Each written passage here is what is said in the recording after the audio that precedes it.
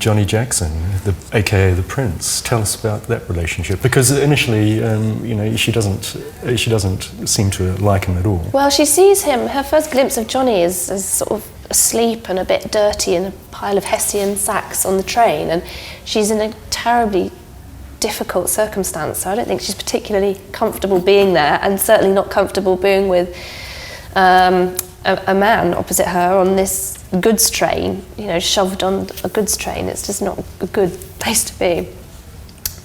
But he turns out to be a little bit different to all the other navvies. I think she does pick up on that quite quickly. But her main drive in that first episode is like, I'm going to get out of Jericho and I'm going to earn enough money to get back to Settle, which is the village where they've come from. And certain things happen that make her stay, and eventually she actually wants to stay, and Johnny's one of the reasons why she wants to stay. How is it to play the romantic lead?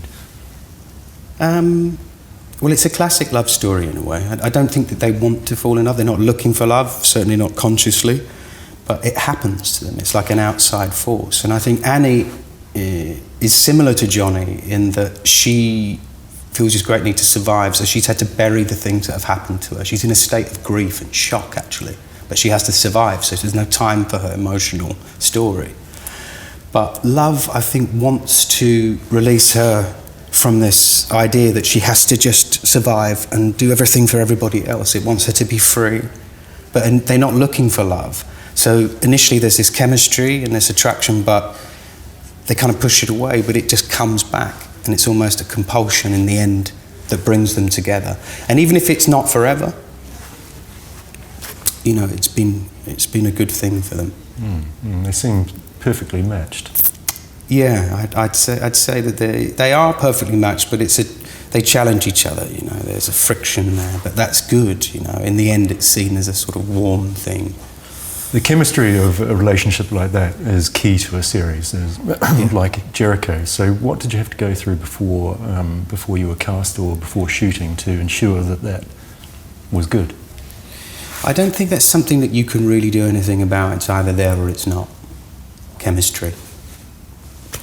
It's not. Obviously, a good script will inspire, but I think things like that just happen.